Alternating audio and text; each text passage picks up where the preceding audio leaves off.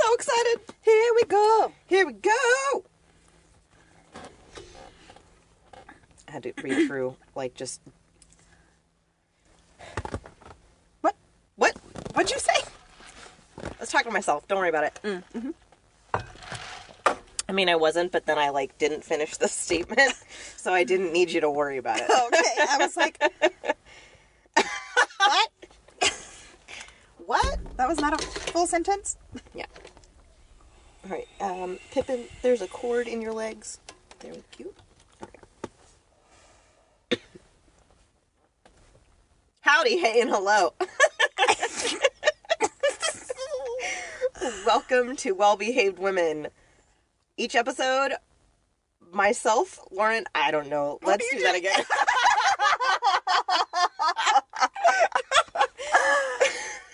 Okay. Howdy, hey, and hello. Or something. I'm Lauren. I'm Kyria. This is Well-Behaved Women. Yes. It's a history podcast. Each episode, Kyria and I learn about one or sometimes a few badass women in history. Someone who subverted everyone's expectations of her and what it meant to be well-behaved in her time. Yeah. That's what we do. That's what we do. You recapped it so well, I didn't have anything to add, but I wanted to put my voice on record. I don't know. Stamp of approval. Yes. Kyria's stamp of approval. I second this motion.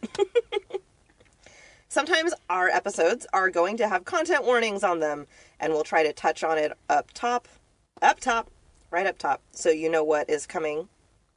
And then when it's time to get gross, I'll give you, like, another heads up. Yeah. And this is one of those episodes. What are we doing? It's True Crime Week! True Crime Week! So excited. Air horn noises. Wah! I don't know how to air horn. This is embarrassing. This is one of my more well-loved topics, as most people close to me will attest. It's how I scare men off at my bar. It's wonderful. I'm actually wearing my Last Podcast on the Left shirt today. Yes. That was coincidental, but also positive, because Marcus Parks. I love it. Yes, it was meant to happen. Mm-hmm. Cosmic. Woohoo. So I'm always reading the psychology and methodology of murders, and when men come up to hit on me for the ability to read and have tits at the same time, Right. I take great pleasure in telling them what my books are about, and then I watch the light slowly die out of their eyes before they back away slowly. They're like, no. No, you are creepy. You are a creepy girl. Yeah. I haven't been back to my bar in over a month because I didn't have a car, but I actually finished this at the bar with my chicken quesadilla and my weak-ass tall whiskey ginger. Like, that's always... my drink of choice. Always what I get. Me Yay. too. Yay. Well, it's like my go-to for, like, well liquor. Exactly. Yeah. If I'm going to have a cheap drink, that's going to be my cheap drink. If, like, a date has invited me out for cocktails, I'm going to get an old-fashioned, probably. Mm. I love them. I will get a mule. I love a mule. I love a mule. Mm-hmm. And, like, in any liquor Ginger form, if I'm... is amazing. It's magical. I went to Chupacabra and with a date friend and got a whiskey ginger beer. That's always what I get. I don't get the ginger ale. I always get... And luckily, my bartenders are wonderful people, and so they just know that it's always ginger beer. Yeah. Like, I don't have to say it anymore. This was the first person that clarified, that was like, do you want ginger beer? And I was like, huh. Yes. Yeah, that's way spicier than ginger ale. Absolutely. It's awesome. My date was like, why do you want to drink a battery? That's what he compared it to. Because I'm not trying to get drunk. I'm trying to enjoy a drink. It's so like, good. It's very good, and I can drink this slowly. That's what it makes me do. Anyways. So sorry. Oh my God. Cocktails with Kyria. Moving on. Cocktails are spelled with a K.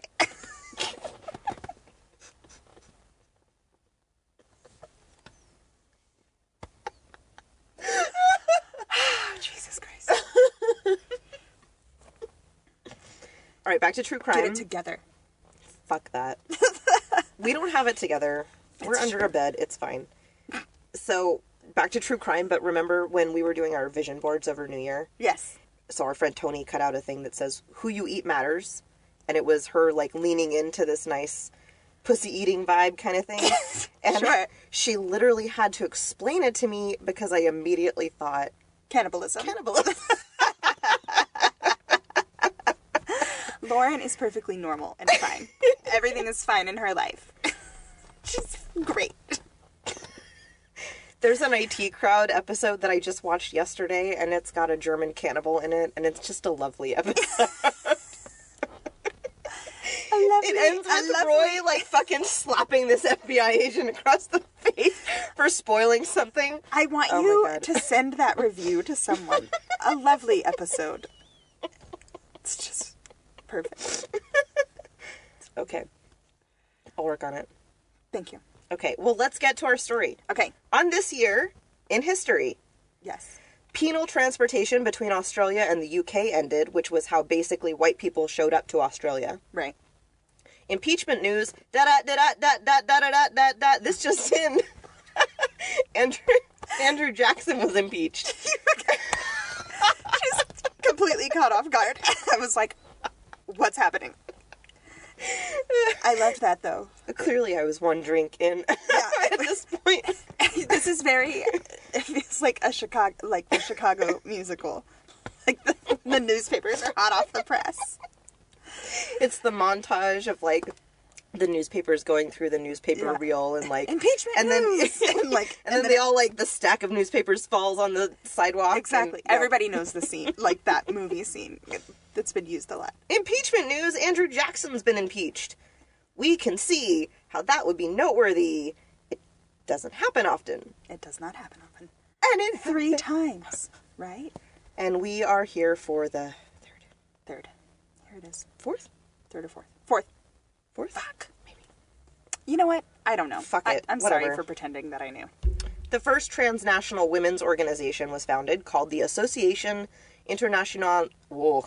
It's French, so I'm going to butcher this in French now. Association Internationale de Femmes. Oh. Ooh. And then we got... We need to have Mary on the...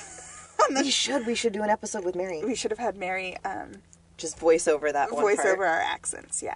Oh my god, if we ever do an episode where we have, like... Oh, we've done episodes where we've done quotes. We gotta get Mary at some We point. gotta talk to Mary about this. That sounds great. Mary, if you're listening. Actually, she did text me the other day that Me she too. was listening. Be chill. She didn't text me that. What? Oh. She just was sending me...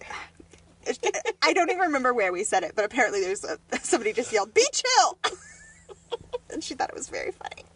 I have started to go back and listen to them. I was very nervous to do so. I've told you this. Yeah. I've listened to none of our episodes. I started listening to Harry. How are we doing? We're doing good. Yeah. We're very early in. Yes. Still very early in. We don't know what we're doing. No, that was our second episode. I think this will be our 7th. Yeah, that's crazy. Cool. Okay, back to, we got Linda in 1868. Linda Burfield was born in Carver County, Minnesota, to Susan and her first husband who died during the Civil War. Susan met and married Montgomery Burfield in 1869 when Linda was 3. She was the oldest of 8. When she was 10, they moved to Star Lake Township in Otter Tail County, which was where she would spend the rest of her childhood. Okay. Both her parents subscribed to similar views on diet and exercise. They were mostly vegetarian, though some meat was occasionally offered at the dinner table, although the children were never actually forced to eat it. Oh, okay. Basically, it would be offered, but, like, nobody had to eat it if they didn't want to. Yeah. Montgomery loved his children, and in an effort to mitigate diseases and issues, he called on a doctor to visit the Burfield home once a year with his black bag. The black bag. I'm trying to represent Minnesota. That's how they say it. That's how Do you want a bag? That's how I say it a lot. I got my bag. Did you bring the grocery bags? Well, this one is a magic trick bag. So the doctor would examine the kids and then gravely explain... He examined the kids. Yes. And then he gravely explained that their children were the silent sufferers of potentially fatal intestinal parasites. Oh, okay. The medicine prescribed to the children had wretched results. Vomiting and diarrhea resulted. which led Linda to believe in later years that the pills were slowly poisoning her insides. Jesus. Over the literal years that this treatment was tried over and over again, Linda came to loathe modern medicine and drugs that would do more harm than good. Because of the way in which the poison affected her body, Linda also lost a lot of her front teeth and began to need the assistance of enemas to pass bowel movements. Jesus Christ. So the issue with enemas is that I'm sure that you probably have figured this out, or that you probably already know this, like you're kind of a medical nerd. Okay. But if you do them too often, you end up relying on them. Like you can't Right. poop without them. Wow. To a debilitating degree, which is exactly what happened to Linda. She got to the point where like she couldn't Yeah.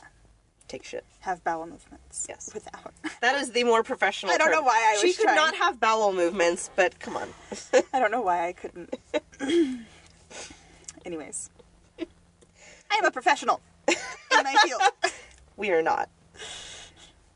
Linda married at 18 to a man named Irwin A. Perry. He was the son of a rich pioneer who was 14 years older than she was. Okay. Less than a month after the wedding, in March of 1886, Montgomery was taking a shipment of logs to his mill when the load tipped, dragged him under, and crushed him. Jesus. Linda, being the oldest, arranged for her father to be buried in their homestead of Star Lake. She was devastated. To her, Montgomery was the epitome of a good man, the only good man in her life, and she would never fully recover from the loss. She didn't consider her husband a good man. Oh, all right. I don't know. Yeah. The Perrys had 2 children, Rollin, born 1889, and in 1891, a girl named Nina Floy. And then, according to Linda, Irwin abandoned them in 1898. Around the same time, she took a new dietary cause, fasting. Okay. The flip side to that story is that everyone who actually knew Linda and Irwin said she was definitely the one who left. She sent Floy and Rollin to live with Grandma Burfield, furthering the theory that Linda walked down on her husband and her kids, effectively making herself single again. Yeah. Weird. Okay. She saw it as the only way to really get what she so desired, which was to find a cure for her ailments and maladies she had apparently suffered as a child. Okay. Yeah. Her divorce was finalized in 1902, and after she would say, quote, "I am a divorced woman, but I am not ashamed of that. There are some men a woman can't live with." End quote. There's going to be a lot of things that are said about Linda, but that is Wonderful. What a beautiful line. There are some men women can't live with. it's just, I want it on a shirt. yeah. God. First, Linda studied osteopathy with the idea that she would become a nurse, but then she found a book called The Gospel of Health by Dr. Edward Dewey. Dewey came to the light around 1877 when he, quote, healed, quote, a typhoid fever case that had been incurable by regular treatments. 34 days later, the patient was cured. From his success with that, he also published the No Breakfast Plan, another tome that delighted the abandoning mother of 2. No breakfast plan? The No Breakfast Plan. Oh, okay. I'm guessing you just don't Skip eat breakfast. Except that specifically every meal that is after you have taken a long fast is breakfast. Oh. So lunch, if that is the first meal of your day, is breakfast. Such as me today. Yeah. I had a burrito and tater tots For breakfast. for breakfast lunch. Exactly. For my first meal of the day. Exactly. At lunchtime. You were breaking your fast Yeah. by eating taco time, which is great. Yeah. I'm going to break it again in like 45 minutes.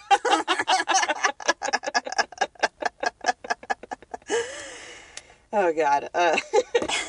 So the 2 agreed that much of the quote-unquote science behind the methods, although Dewey was a big proponent of allowing the body to rid itself of waste in the most natural way possible. Okay. If you can shit, please shit. So, Linda, If you can't, use an enema. Use an enema, which was Linda. So she never actually gave up the belief that enemas are the better option to cleanse the body completely. She thought, so she thought it was better. The best way. She thought it was the best way to, like, keep the body clean. Interesting. Okay. Because she relied on it. But And she was, like, strong and healthy. She was? I thought she was sick. Yeah, she was, like, a sickly teenager, but then she kind of, like, grew and healed. I don't know. Oh. At some point, she got strong.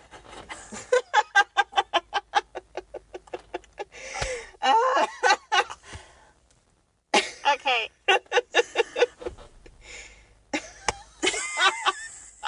I'm sorry. It's fine.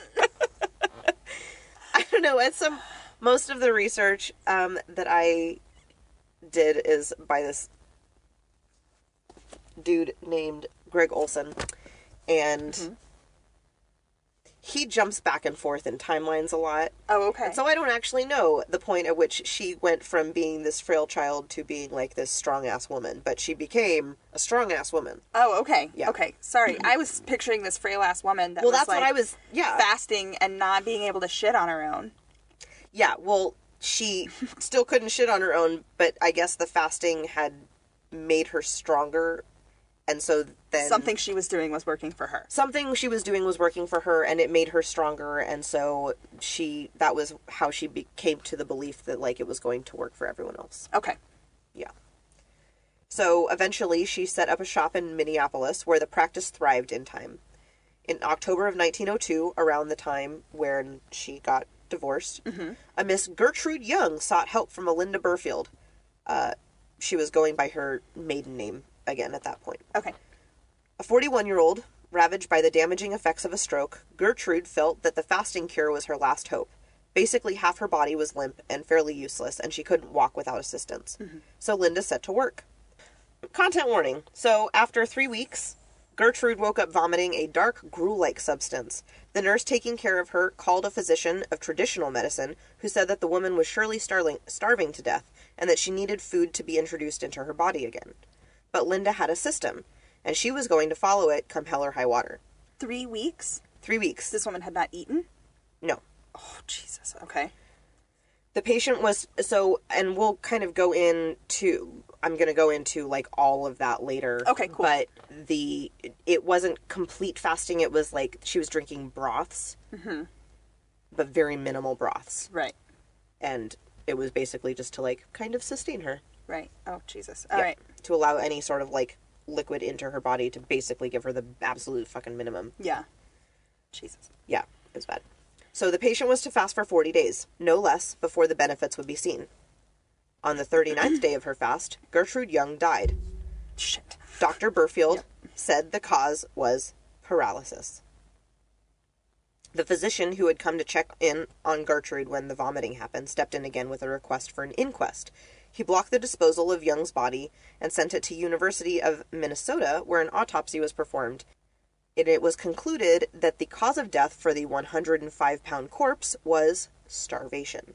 Jeez. Yeah. Mysteriously enough, a number of her personal jewelry and valuables went missing around the time of her death. The city was outraged, and she was called out in the papers. But ultimately... Dr. Burfield was? Dr. Burfield was called out in the papers for her horrible practices. Could you just call yourself a doctor at that time? She was a doctor of alternative medicine, and she did not have a medical degree or a medical license in Minnesota. Okay. But that was because she was practicing an alternative medicine. So I guess you could just call yourself a doctor at that point. That's what I was saying. I think so. I'm guessing.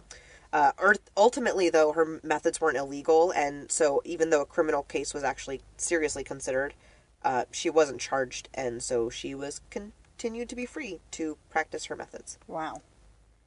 And then she met Sam. Oh. Sam. Sam was a charmer. Not quite the top of his class at West Point, still managed to hold high titles in the military, also managed to rack up very big debts all around the country. He met and seduced very quickly a, quote, flibbertigibbet named Viva Fitzpatrick. In October of 1902, Viva and Sam Hargrave were fated to meet on a rainy day in Chicago, and by the time 1903 had begun, Viva was sure that this was the man for her. There was a short time of long-distance letters, and then on March 8th, 1903, Viva and Sam Hargrave were married. Okay. For a short time, they lived in marital bliss, and then they moved into a new apartment in the home of Frank and Kate Strong. the former of whom was being treated by a starvation specialist. Oh, all right. She came to their home often to administer treatments. As the months went on, Dr. Burfield started showing up everywhere Sam Hargrave happened to be. She was smitten beyond help and would not be deterred from obtaining him. Oh. When Sam told Viva he and Burfield were planning on going into business together, she was supportive. In October 1903, Sam had introduced the two women, and the very next day, Viva got a letter in the post. What do you think the letter said? I don't know. You make a great meatloaf.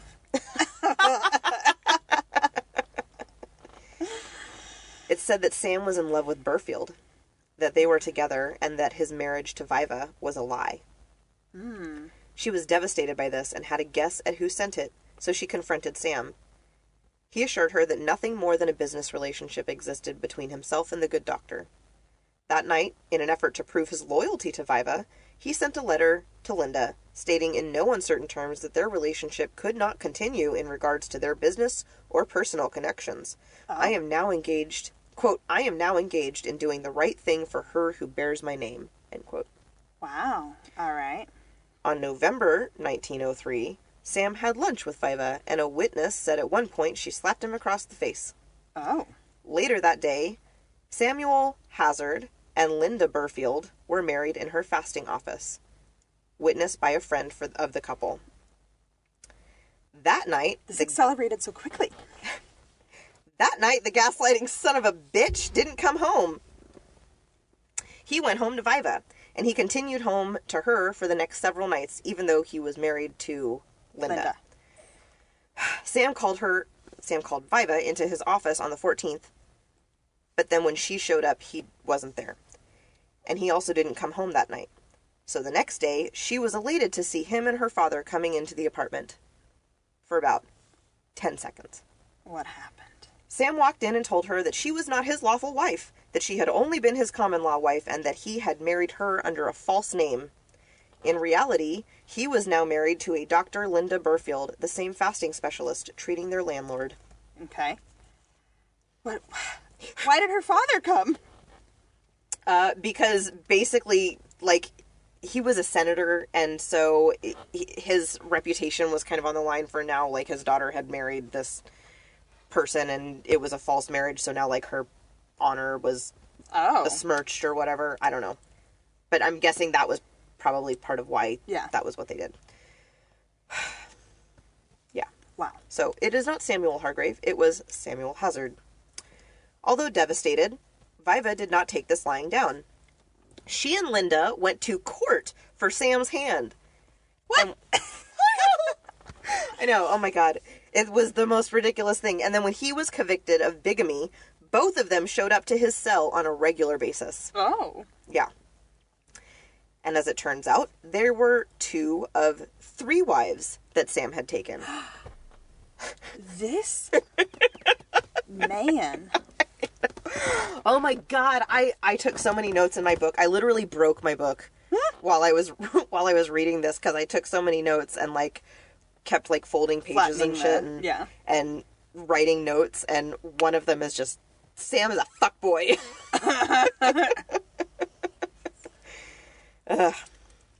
Yeah. So the first was Agnes Hazzard years before, who had been married to him for 7 years before he racked up a ridiculous debt and left it to her to foot the bill. Luckily, she heard about his arrest and sent along his prison address to his debtors. Ooh. Yeah. Nice. She's like, nope, I'm fucking out of this. Like, you got, here, forwarding address. When Sam was released from prison in October of 1905, there could be no doubt in anyone's mind that he would go home to his real wife, Viva Hargrave. Oh. She had just come on a large inheritance, and besides, Linda had already publicly denounced him for his wretched behavior. But it was not to the Strongs' apartment he returned. There was something about Linda that he couldn't resist, and on release he went directly to the Globe building in which the offices of Linda Burfield were located. All right. And in the book it says, the doctor was in. Oh my god. The doctor was in. Throughout 1906, the Hazzards were as busy as could be in Linda's fasting office. Her body was proof for most that the fast worked, and the assistance of Sam greatly eased her workload. Sam would continue to cheat on Linda because he was a basic bitch-ass fuckboy who couldn't keep it in his pants. I had strong opinions, apparently. Yeah, absolutely. No, What I a still hold douche. those strong opinions. The guy's an asshole. Yeah, what a douche. Last week, after I finally got my car back, I was walking around downtown Seattle, and it is a ridiculous place of opportunity with no space to hold the growth that it has gone through in the last, 10 to 20 years. Mm-hmm. But people keep coming, and they keep hope alive with the next big thing. We're all about the hustle, and Linda was no different. She saw Seattle as a land of chance and opportunity, as well as a place where those in her family would welcome her. She didn't have any base of support left to her in Ottertail, or really anywhere near this home she had once loved so much. Wow. So in 1907, the Hazzards moved across the country. To Seattle! Yeah. Woo! Okay. Yeah. Hometown true crime. Mm-hmm. Current hometown true crime. Current hometown true crime. I think this is my hometown. Cool. This is where I've settled, I think. Good. At least for now. Whatever. Linda had big dreams for herself. She imagined this giant sanitarium wherein people with every malady imaginable could come and be cured by Dr. Hazzard and her miracle fast. Now she's Dr. Hazzard. Yes. Do you know what a sanitarium is? No. Okay, so around the turn of the century, it was very popular to have all of these people who were just basically faddists for medical cures. Mm-hmm. And so they had ridiculous amounts of money. Mm-hmm. And so all of these doctors would open these giant luxury hotel things, but they were actually treatment hospitals or whatever. Yeah. For whatever you thought was wrong. And so they were basically just these giant spas that you could go and hang out at for months at a time. And starve yourself. Well, this one. Right. But not all of them. Right, no, I know. But hers was a spa that you starved yourself at. So that you could be cured of literally any malady that you had. Right. Well, construction started in a small nowhere town called Olalla on the west side of the Sound. She managed temporary offices in Seattle proper. Okay. For the next 5 years, Linda Burfield Hazzard would work to become the best fasting specialist in the world. One who would save the world through her cure, no matter who got in her way. Hazzard was a practiced and polished expert. Oh, interesting. Okay. Let's talk about the fasting thing. Let's do it. All right. I always just assume that a fast is when you go without food or water for a certain period of time. Because when I was growing up, we would have fast Sundays. Yeah. And it was just skipping 2 meals and not drinking water, basically. Or anything. Yeah. That was it. So to me, it's that's no water nothing. Either. That's crazy. Well, I mean, I guess, but basically, there was so much shame surrounding the whole thing that no one ever wanted to clarify what you could or couldn't have. And so they'd be just fast as what you can give or whatever. And so me, when I was in college and taking medications that basically made me a zombie, mm-hmm. I would fucking faint if I didn't go without food over a certain amount of time. Yeah. So I had to eat. Yeah. All the time. Yeah. Okay. So I have no idea. I don't know what the official rules are because I didn't. Yeah. And there was just, I never, it was never clarified. Even though I would ask for it to be clarified. Yeah. Everybody was this is just what we do. Don't ask questions. Exactly. Yeah. Yeah. So Linda obviously did not do that because all of her patients would have died very quickly. Right. In 1908, Dr. Hazzard lost Mrs. Elgin Cox. They were to have a cup of tomato and asparagus broth in the morning, and for a short time, also, they would have another cup in the evening. Okay. But eventually, that second cup would go away. Okay, so they would just have that cup in the morning. They would just have that one in the morning. Wow.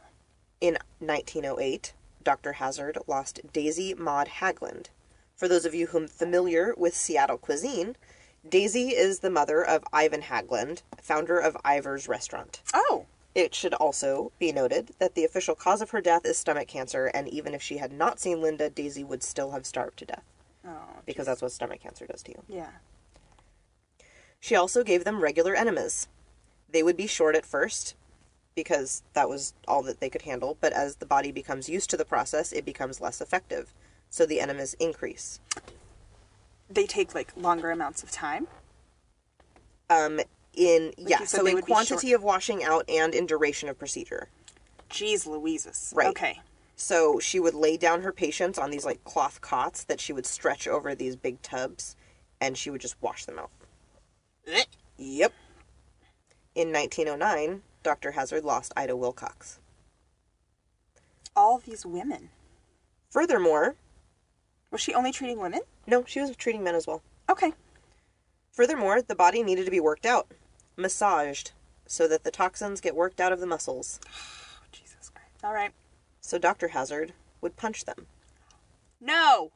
She would pummel their stomachs, their heads, back... Oh, content warning! God, really big content warning! Oh, God. Shit. Jesus. She would pummel their stomachs, their heads, their backs, their legs, anywhere. All under the name of massage therapy. No, that's horrible. Okay. In 1909, Linda the Not Doctor lost Blanche B. Tyndall. All right. Exercise was encouraged for her patients. What the fuck? To get the... You just told me she, like, beat the shit out of them, and it was horrible, but I'm more indignant that she's also like, also, take a jog, bitch. Take a lap and then do 50 squats. Pissed. Big mad.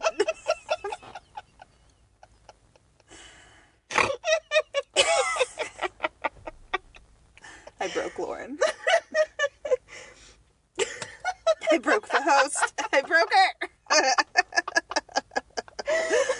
Pissed. Big mad. Big mad. Exercise was encouraged for her patients. To get the blood flowing and work out the toxins, her patients would walk all day long. Literally, all day long. Wait, you're not going to keep all that? You're not going to keep my angry reaction? No, I'm keeping that too. Oh, okay. You just had to revisit I just had to revisit it. Okay. I was like, no! That was genuine and hilarious. That was good. That was fun. Sorry. Okay, great. Okay. Oh my God, that she had them walk all day long. So if they weren't getting an enema or being beaten, they were walking. Yes. Jesus Christ. It became like a pastime for locals to spot Hazzard patients. They were comically tiny, and they would come into grocery stores for scraps of food or to try to send out letters. Jesus. In 1909, Dr. Linda Hazzard lost Viola Heaton. Why are they all women? We'll get there. Lauren. We'll get there. Sam had been hard at work advertising her practice, and it gained international intrigue. From around the world they came, and Dr. Hazzard's patients believe in her. With every fiber of their dwindling beings, they clung to her teachings and winced in pain through their massages, believing that when the dull ache in their stomachs and the bruising from the punching went away, they would be new people. Cured. That is horrifying. Sam is still cheating on her? Of course. Throughout this? Oh, okay. Basic. I don't know if he did that when they got to Seattle. Or maybe he was a little more subtle. I don't know. Oh, okay. It's not really covered anymore. It's not covered. Oh, okay. Cool. It jumps back and forth. Sure, that's fine. I just wasn't. I would imagine that he probably still fucked around. I would imagine that he still fucked around for ever. Forevermore. Forevermore. Once a fuckboy, always a fuckboy, right? Yeah. Yeah, exactly. One of her patients, Eugene Stanley Wakelin, was shot in the head on the property of one Linda Burfield Hazzard in 1909. Oh. It is speculated. Okay. Yeah. So she has a male patient. Yeah. Mm-hmm. It is speculated. He died violently, though. He died violently. Yeah. They think she was the shooter, but this is unconfirmed. Okay. Because she was so kind and selfless, she could be trusted implicitly with details of her patients' lives, beyond that of their health. She would graciously accept their permission to gain access to their bank accounts, and she was very good at keeping personal valuables safely under the directions of the patients. Jesus. Okay. As their bodies grew weaker, Linda would become more persuasive. Just in case, she would say. Disaster planning. In 1910, Linda lost Maud Whitney. Being that she was the last doctor her patients would ever see, she felt responsible for the timely autopsy to determine the cause of death. It was shocking how often these autopsies would lead to diagnoses that had been sadly undiagnosed during their lifetime. Ever. Somehow, everyone who had ever seen them had missed it. Okay. Just like, it's this. Not starvation, it's heart disease. Yeah. From this teeny heart. Look at this teeny heart. It's hepatitis C. I don't know if that was a thing in the 1910s. She invented it. For this. Not true history facts. Not true history facts. That was not real. Yeah, she did not invent hepatitis C. Do not fact check us on that. Anyway. It never seemed to be the fault of the doctor that each body she dissected was, I don't know how I got to this point.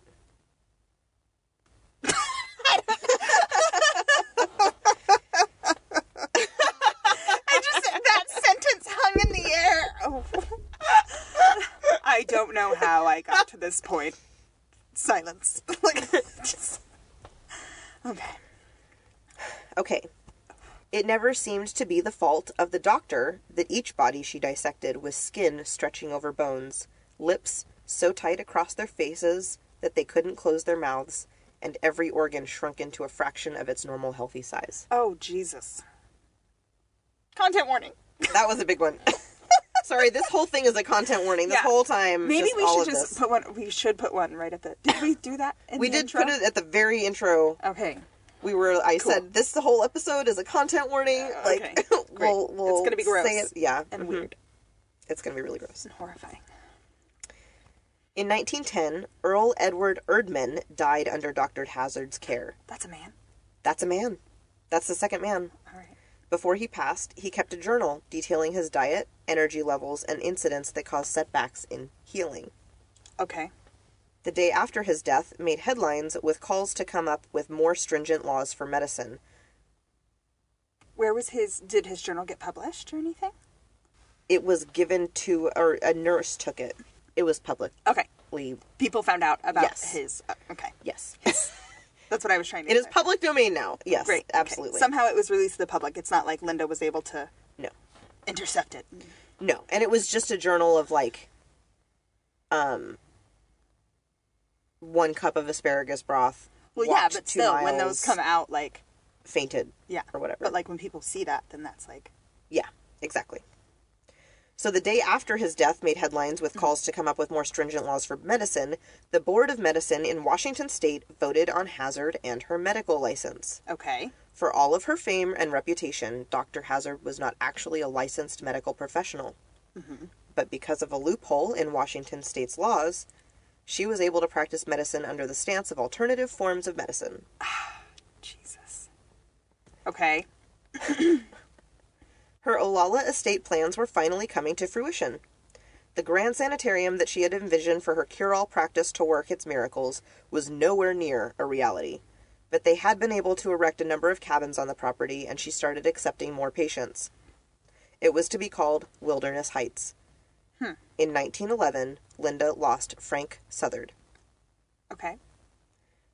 Dora and Claire Williamson were a fantabulously wealthy pair of sisters who pretty much spent all of their time traveling and living in sanitariums. They were faddists for cures. Faddists? They... F-A-D? F-A-D-D-I-S-T. Yeah. Yeah. Fads. Yeah. They followed fads. Yes. Okay. Fad cures. Great. Yes. They found an ARC for her book, or an ad. God. They found an ad for her book and paid $1.25 for it to be sent to them. Claire, the younger of the two and more naive of the two, ate up every word. Wow. Okay.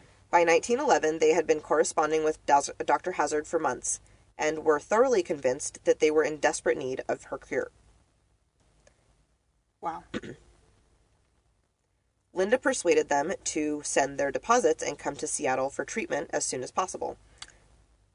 I'm sorry, did you say where they were from and I lost it? Or They were from England, and then they had lived in Australia. They were just, like, really wealthy and had estates everywhere. They were all over the place. Yeah. Okay. And they were, like, orphans, and basically all of their closest family had died, and they lived this tragic life, and so they were each other. Yeah. There's a nanny that comes in later, but yeah, it was, like, just those two. They loved each other, so, like, they just weren't going to get married and just live with each other. It was just them. Forever. Sisters forever. It was great. Linda persuaded them to send their deposits and come to Seattle for treatment as soon as possible. Okay. They wintered in California and prepared to be the picture of health. They wintered in California. They wintered in California. On Riverside. Oh. Yeah. In 1911, C.A. Harrison died of starvation under Dr. Hazzard's care. Man? I guess. Oh, okay. I have no idea. Okay. Sorry. I'm just trying to keep tally in my head. I have no idea. Great. No worries. When Dora and Claire arrived in Seattle, it was the drizzly middle of February. To the two already small women, Dr. Hazzard was a striking figure. She stood tall with striking angular features and looked as though she could carry both of them without much trouble. Oh. Dora had some hesitations, but Claire was really in it to win it. She was convinced that they were on the brink of death and that Hazzard was the only hope for the two of them and their health. Wow. They were informed that the sanitarium was nearly ready, but to ensure the best results before things got worse, she would begin their treatment while they stayed in the city. In 1911, Dr. Hazzard starved Ivan Flux to death. Shit. By the time the sisters hopped on a ferry to Olalla at the end of April, each had lost over 30 pounds, and now were both under 100 pounds. Wow. To the others on the ferry with them that day, the sisters looked weak but hopeful. On the ferry ride, someone was allowed in the back of the ambulance that held Claire. They wrote out her will. Holy shit. When they arrived at the sanitarium, the sisters were separated for their own good. Dr. Hazzard hired a woman named Nellie Sherman to assist in the treatments and managing the patients. Dora stayed in the cabin on the grounds, but Claire was too weak for much movement, so she stayed in the room above the Hazzard quarters. Oh, Jesus.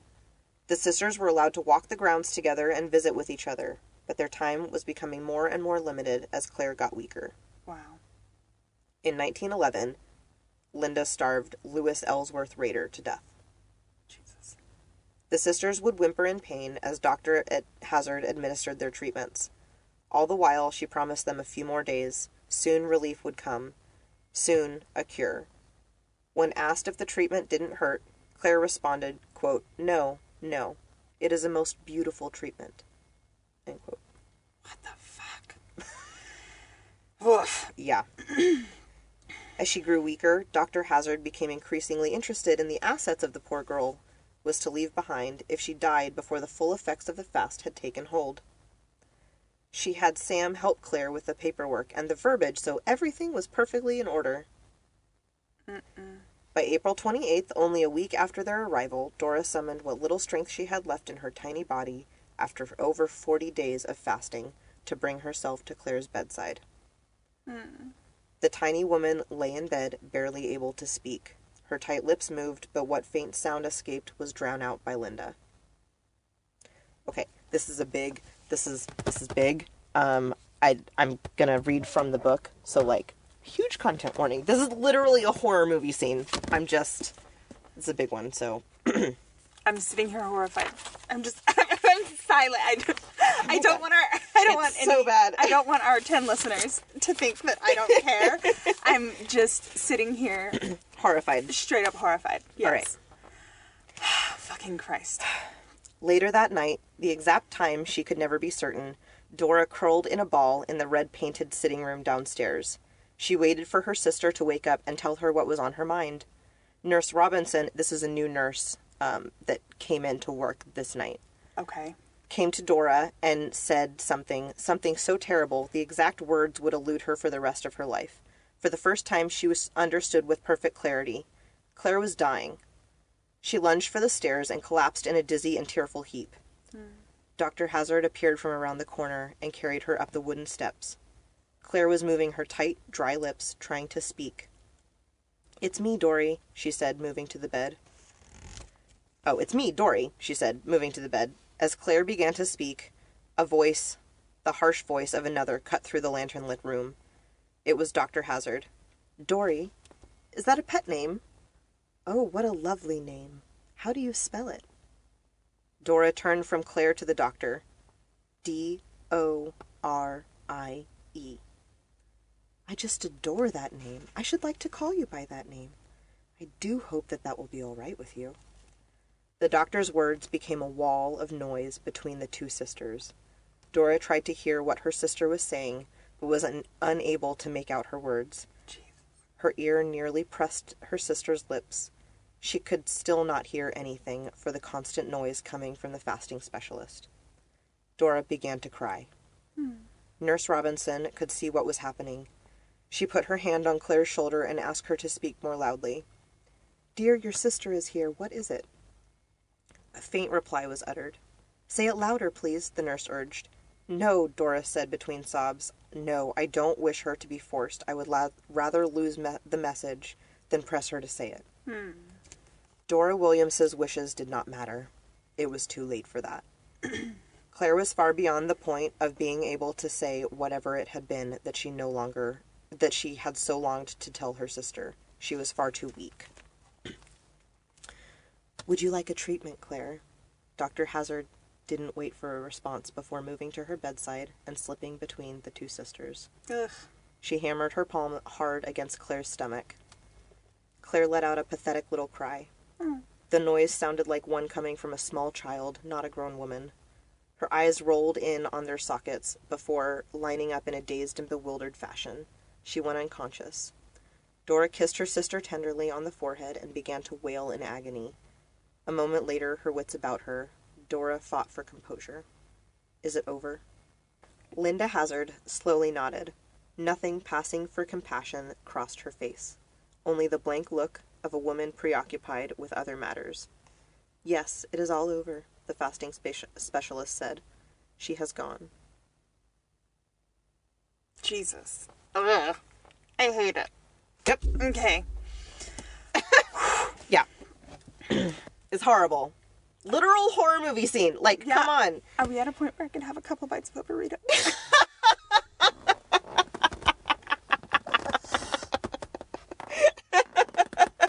Yes. Oh my god. All right, are we back? Yes. Great. It was a delicious burrito break. A much-needed burrito break. Seriously. It was necessary, for sure. Some of these are going to be like that, guys. Yeah. If you needed a burrito break, don't be ashamed. It's fine. That's why podcasts have this lovely little pause button Yeah. when you need to take a burrito break. Podcasts for when you need to take a burrito break. Someone endorse us, please. Pausing podcasts. Give us money. Just for being hilarious. I swear to Christ. All right, well, we're back, guys. I'm very sorry about that, but also not sorry because this is what we're doing. Oh, shit. She's not a well-behaved woman, as we clarified. That. She was not. So, obviously, we just read this horrible, bad thing, so Claire died that night. And the next morning, disparaged and desperate for some fresh air, Dora managed to open a window to the open air, only to have Linda's face pop up out of nowhere. Ah! In the window? In the window. Horrifying! Jesus Christ! And then she did that thing where you suggest something by not suggesting it. Quote, "Dora, what are you doing? I thought you were going to throw yourself out the window. I'm so afraid that you'll throw yourself out." End quote. When Dora called that idea ridiculous, Linda gaslighted her by saying that you never know, with your brain being so weak and all. Oh my god. Before Claire died, she must have had a moment of lucidity because she sent an SOS call around the world to their childhood nanny, a woman named Margaret Conway, whom they affectionately called Tootie. Aww! Tootie Conway. Tootie Conway. That's Alara's new nickname. Tootie Conway. Jesus Christ. She was in Australia at the time, and the moment she got the message, she came on the soonest boat, even though it was a third-class ticket that got her there. Oh, wow. She was another enormously wealthy person because she was she was a nanny to an enormously wealthy Right. pair of sisters who fucking loved her, so Right. she was set up for a while. Anyway, when she showed up, Sam was there to receive her. He told her that Claire was dead, and Dora was helplessly insane, an imbecile. According to Dr. Hazzard, it was Claire's wish that Dora remain at Wilderness Heights for the rest of her life. Who cares? Claire's dead. Claire doesn't get But to it make... was in Claire's will, so... That Dora stays... She can't will that a human stays somewhere. You can only will things. You see how this might fall apart. Sure. And when she saw Dora for the first time since before the treatment, she barely recognized the literal living skeleton that was in front of her. The first time they, got together, Dora freaked out and she was like, please don't look at me, go away. She just was so upset. Oh, no. Yeah, it took a while.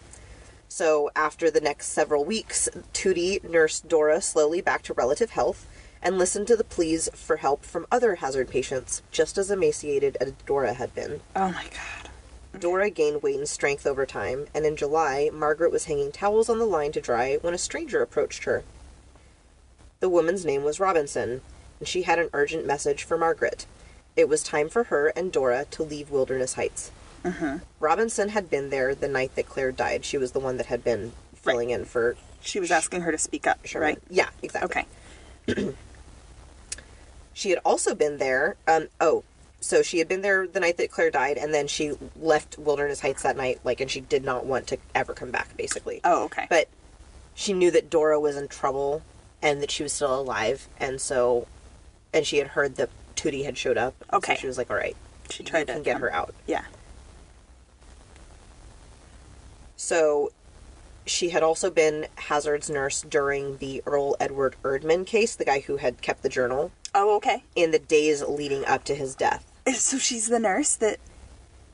She was a nurse that was basically had been assigned the case at the very last. Well, I was just wondering days. if she was the one that got the journal out. I think so. That would be cool. Yeah, I'm deciding it is. Yes, I'm pretty sure it is, because that was she was basically reading this journal.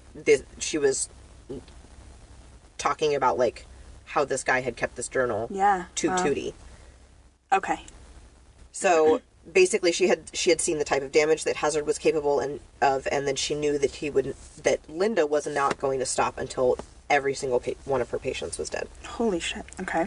Given that Margaret had already confronted Linda a number of times about property she knew to belong to the Williamsons and had been gaslighted, Margaret didn't need much convincing.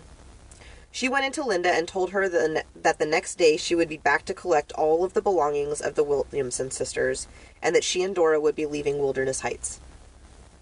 Why would you give a warning? We're coming back tomorrow. Just FYI. In the morning, we're going to gather our things. You need to be prepared to, give us back our shit. Yeah. Look at that. Look at a good boy. I know, yeah. He's very distracting in his cuteness. I know. He keeps doing big, breathing sounds, and I'm wondering if it's going to be caught on the microphone. He probably... Because he's going in and out of, sleep. He's very good. So, Linda lost her shit. Sure. She said that she was Dora's legal guardian and that nothing belonged to them. But badass Tootie was the mountain that would not bow to all of Linda's wind. No. And Linda knew it. No. You don't fuck with Tootie Conway. You don't fuck with Tootie Conway. I swear to God, at some point, if this, really takes off, I'll get a tattoo for it, and we'll have just a plethora of quotes that you don't fuck with Tootie Conway. What if I just got that in, beautiful strips on my leg with, ribbons around it and shit?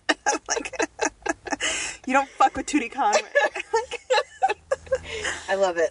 And then, oh, fuck. Some of the gems and, that just around it. Just sticking out. Yeah, I'll take, inspiration from our first podcast space. Get flowery things. And Yeah, absolutely. I love it. And then you don't fuck with Tootie Conway. Fucking Jesus. People that see it are going to be like, what? What? And I'm like, sit down. It's a long story. Oh my God, now I think I have to do that one. It has to be that quote. And I have to get it next week. I don't know. No. I do God, impulse no. things all the time. It's fine. I'm crazy. It's really good that I don't have a ton of money. Like, we're fine. But I can't just be like, hey, I have Let's just $800. get a tattoo for Let me the just fuck get of a it. big ass thigh piece. Because I would. I'd go out tomorrow. It does actually seem very worthy. Yeah. And you'll see why. Oh, okay. Tootie's a badass. Alright. Margaret snuck out so Tootie. Yes. She snuck out of the grounds the next day to send off word.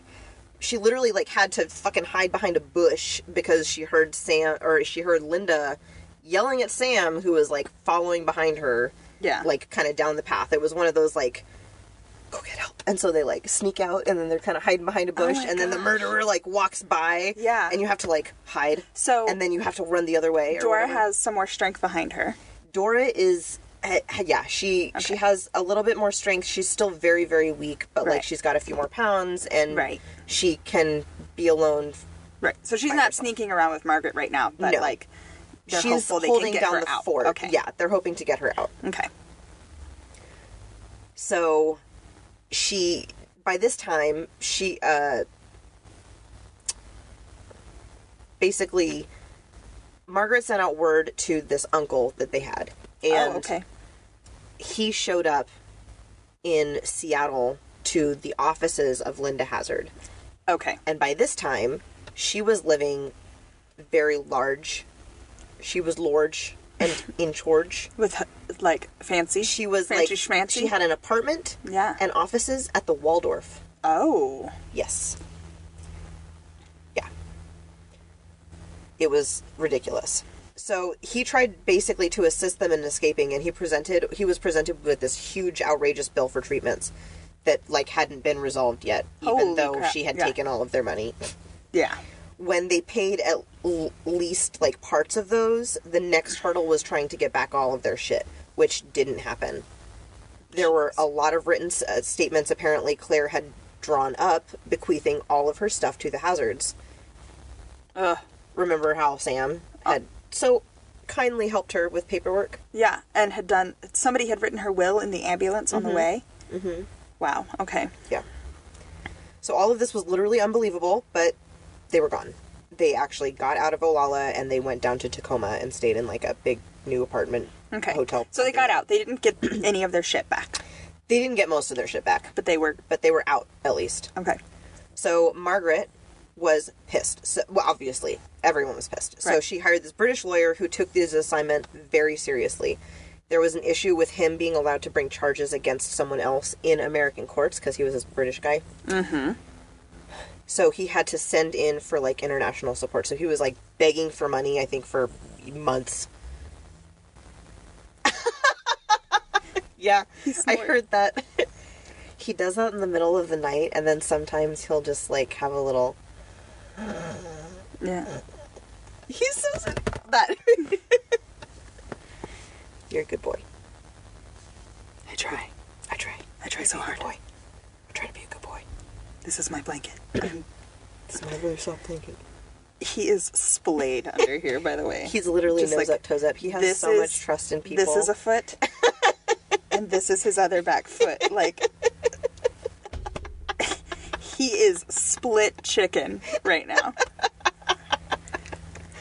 I love it. I have a good sized lap, huh, buddy? This is perfect, and it's just perfect for me. I'm perfect. He's very good. He has the perfect lap size. It's true. So the issue, the biggest issue was that they couldn't be sure that Linda had indeed starved Claire to death. So this guy, Kelly, needed to find a pattern of behavior that would match maybe that other people had starved. And so he did a little bit of digging. And So all of the people that died over the years Great. Yeah. He found a lot of information. Deaths leading back 3 years just in Seattle alone. Yep. But because their causes of death were always determined to be something other than starvation, even that wasn't a sure thing. Because she had been the one to autopsy them and determine the cause of death. I can't believe that a doctor of alternative medicine could perform autopsies. Right? I mean, this is the 1910s. But she had a medical license, so they allowed it. Like, they didn't check what kind of doctor you were. Yeah. You were just like, all right, Dr. Hazzard, like, has done this autopsy and she's sending in this body. And I don't think they had many checks and balances back then. Yeah. I'm not gonna, I mean. Yeah. Yeah. No, it's just, I'm baffled. Literal horror movie. Like, this is just horrible. In 1912, Dr. Hazzard starved Mary Bailey to death. Oh, even while they're, like, investigating. They haven't arrested her yet. Okay. And she has other patients. Yeah. And then there was the case of the body. They weren't even sure that the body that was shown to Tootie and John, the uncle, was Claire. Was actually Claire. Yeah. Oh. It was unrecognizable by two of her closest relations, and if that were the case, how could we even bring charges when we don't know where the actual body is? Ugh. Okay. In 1912, Dr. Hazzard starved Robert Graham to death. Okay. So that's 2 in 1912. When charges were finally laid out, the proven starvations of 2 other international victims, Ivan Flux and Eugene Wakelin, would be ignored entirely. Ugh. So it took them forever to actually finally bring charges, but it was just for it was just for Claire. Okay. It was not for all of these other people. Right. There was a really big outrage at the fact that they weren't going to include any of the deaths for the 2 international guys, because those were the ones that, like, they could actually prove. Yeah. It was really upsetting. Where were they? How were they international? They came to her from other countries? Yeah, I think one of them was from Australia and the other one was from England, I think. Okay. Interesting. I am not guaranteeing that, so don't quote me there. Cool. The trial was fucking wild. Okay. There was a litany of horrible witnesses for the defense, a cursed 12th seat for the jury box. Oh. Yeah. Like, people, like, the 12th juror just kept... Yeah. There were, like, they went through all 4 alternatives because this fucking 12th seat just kept, like, having issues. Oh, wow. And they were almost going to have a mistrial because there was this one guy that, like, the very last dude had, like, bad stomach issues one day. Oh. They were like, oh God, if he dies, or, like, if he can't come back to trial. Oh, my God. They're like, we're going to have a mistrial, and then we can't try her again. And, like, oh, it was bad. So, there were witnesses for the defense? Like, a ton of them? Yeah, she just tried to, like, crowd everyone with Just all of these people that information. believed in her medicine, that really, like, believed in her cure. And then she would have these witnesses that would then break down under any sort of cross-questioning. Yeah. And her nurses, like, Nellie Sherman was this nurse that was normally that was there for a lot of it, and she, like, believed in this stuff. And then she ended up being just this terrible witness because she, like, gave a lot of incriminating evidence. Oh. One of the witnesses was there when Linda was talking about needing to buy a bigger kettle because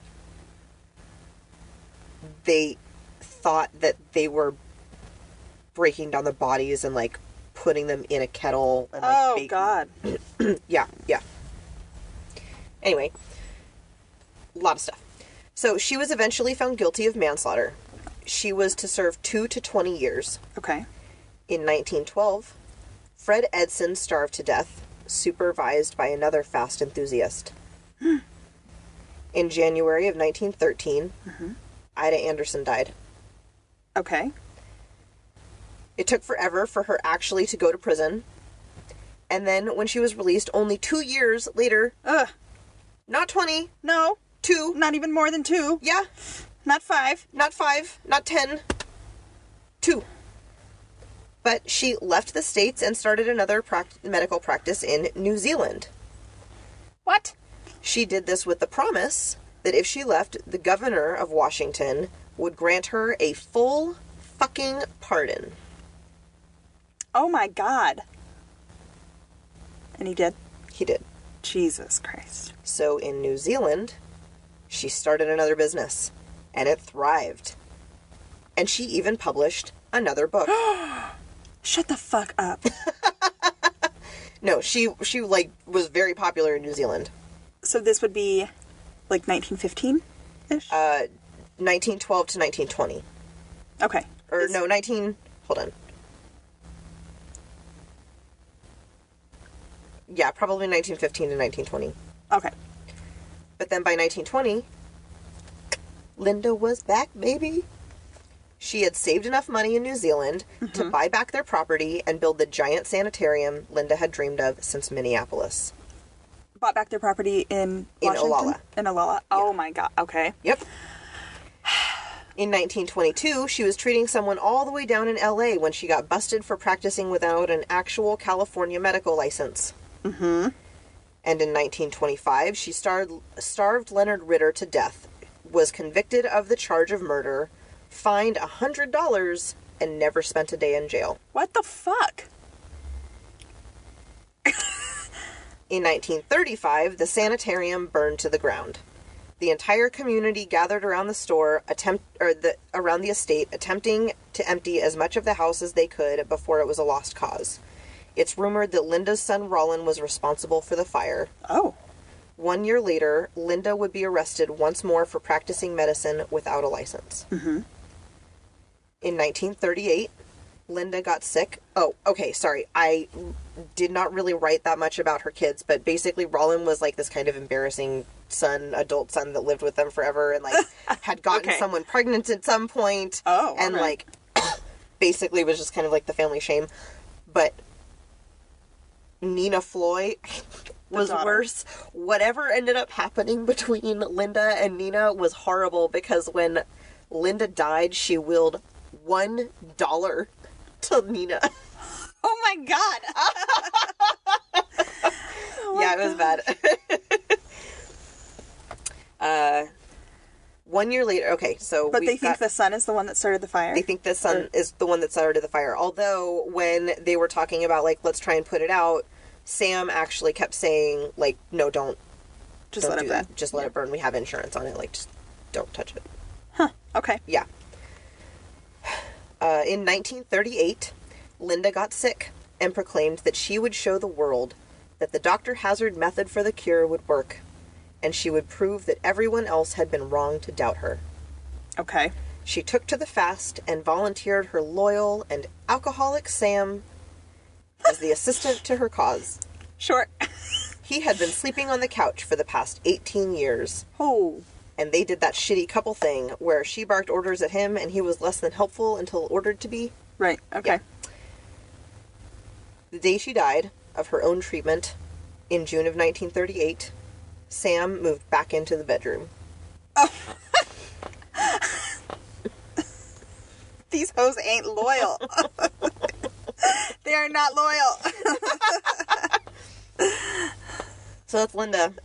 Literal fucking horror story, Linda. Is that true? Is that the finale? That is literally the final line. Yes. That was it. The day she died, her husband took the bedroom back. Yes. He was like, fuck this shit, I'm out. These hoes ain't loyal. Oh. I love that's how we ended the story. That's amazing. That's wonderful. I'm thrilled. What'd you name it? Guys, the title of... I mean, they know, Lauren. I know. But it's just so exciting because you don't know it yet. The horror story of S. Linda Man. Oh. S. Linda Man. Slinda Man. Oh my God. S. Linda Man. Slinda Man. Hi. Anyway. I'm so funny. That was such a good episode. Oh, I know. What a story. I know. I mean, it's horrifying, but what a story. Yeah. So, I will never be able to guarantee an average length. I have no idea how long this one was, because I kind of feel like I just need to tell a story. Pippin! Stop it.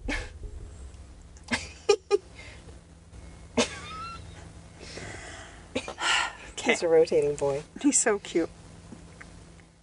Anyway. Yeah. This one might end up being really long, or This one might end up being really long. But I think it'll be fine. Like, okay. I think it'll be... How long is it unedited? Can you see? I don't know. Right now? Maybe an hour and 26 minutes. Oh, whatever. Yeah, great. Fine. Cool. And then we'll cut it down. It's fine. Yeah. Anyway, literal fucking horror story, Linda. Yeah, that's horrifying. Holy shit. Yeah. It's awful. Wow, so eat more than a cup of tomato and asparagus broth. Yes. Per day, please. Please treat your bodies with respect. You can do it for healthy. Yeah, be healthy. If you feel like fasting, if that's a thing that you believe in, yes, that's great. Please don't do it for 40 days unsupervised under a fake doctor. Don't take things to extremes, because extremes aren't healthy. Yeah. If you're going to be fasting, talk to an actual doctor. A licensed medical professional, and check on those licenses. Yeah. And where they went to school. Double check them, not like Ice Cream State. Like, that's not a real school, so don't trust that doctor. You get a PhD in waffle making. Yeah. Waffle cones. Oh my god, Alara has a new toy that we've introduced her to that she loves. It's a Stegosaurus, and his name was Crunch. But Mackenzie wanted to name him Steven. I don't know why. And I was like, a PhD? Well, I was like, he should be Stephen Crunch. And he was like, Mr. Stephen Crunch. And I was like, no. Dr. Stephen Crunch. So, Alara has a Stegosaurus, and his name is Dr. Stephen Crunch. And my elephant's name is Harold Elefante. Yes, I remember you telling me. Yes, I love that. I have a goat, a little stuffed goat that Donald sent me from a website called You Goat Mail. And they just send you a little stuffed goat with a card. Oh. What was I saying? Oh. My goat's name is Cap, though. Okay. Because Capricorn. I like it. That's very funny. Yeah. Okay. We have social media. Kyria, you should do that. Okay. Talk about social media. We have social media. We are on Facebook, Instagram, Twitter, Well-Behaved Women Podcast. Yes. Mm-hmm. We also release our episodes on our website, wellbehavedwomenpodcast.com. Also, iTunes and Spotify. Woo. Like, subscribe, follow. Yes. New episodes are released every other Wednesday. Woohoo. For now. We're going to try and maybe increase. Every other Well-Behaved Wednesday. Yeah. I'm shooting for an increase starting in March. I think so too. Yeah, I'm not going to worry about it until then. I was thinking about, like, if we get a certain number of listeners or whatever, we could maybe start, like, a Patreon. Yeah. And then we can offer, like, there are a lot of women that have just short little stories. Okay, yeah. And we talked about this, yeah. So like we could do just, episodes. Like, little mini episodes. And either just, and do it just, this is as much information as we have. And then send it to the people. And if you want to do more research and send me more resources, like, to make a longer episode, do it that. We'll do a full episode on it later if we want to. Exactly. And if we don't want to, we'll just put it aside. We'll send you an email and tell you to fuck off. Just kidding. No. Just kidding. We're very kind. Yeah, so that's that. I guess you could follow me on my personal Instagram because mine's public. I don't care. I think mine's public too. I'm Miss Kyria. I don't care. Whatever. It's pictures of dogs and myself mostly. So whatever. Mine is Netflix and Shill. Yeah.